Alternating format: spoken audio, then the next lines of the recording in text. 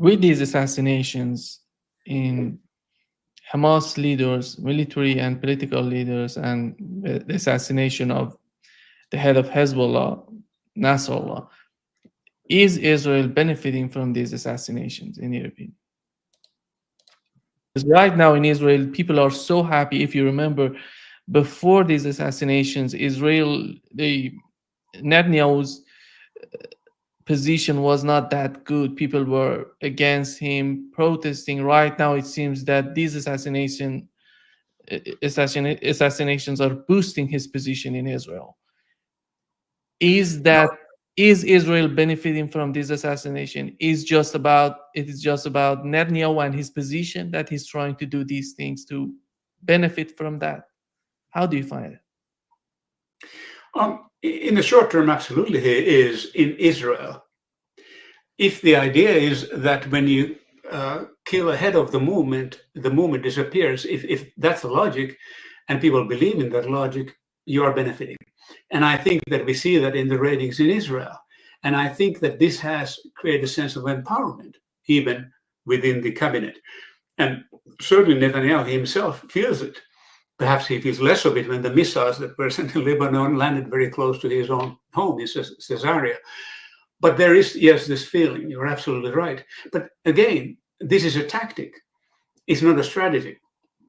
And this is a tactic that started with the 1950s reprisals or cross-border wars, as Benny Morris used to call them, or the reprisal policies. This continued until 1967 war. Thereafter, there was a moment of quiet transition until 1982.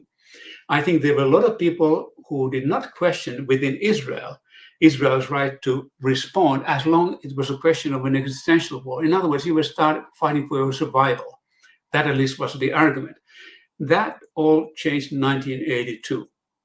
Thereafter, the wars that Israel has had, as far as I'm concerned, are not state against state.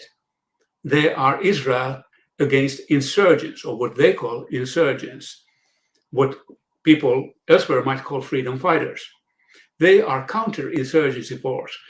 Parallels would be Algeria, Vietnam, and so on and so forth. And they never end well. Just like Iraq never ended well to the United States. You cannot kill an idea. You cannot kill anger that has a valid basis. You cannot eliminate a dream.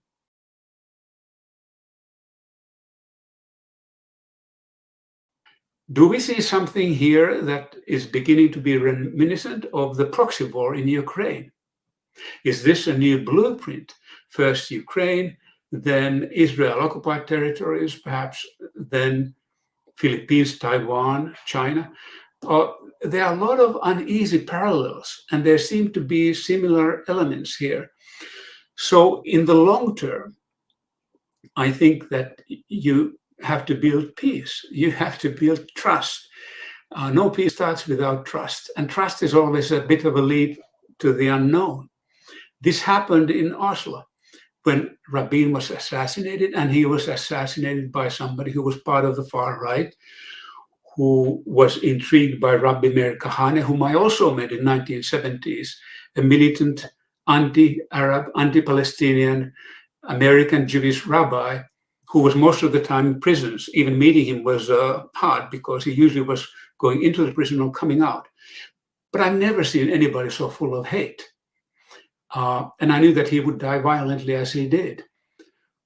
This hate then becomes almost a habit. And what should concern everybody here is that the cabinet that's behind these attacks has quite a lot of these hateful men and women. And they have a very different endgame in mind. And I can't help but wonder, is the idea that you will just try to kill the next head of Hezbollah, whoever that person might be.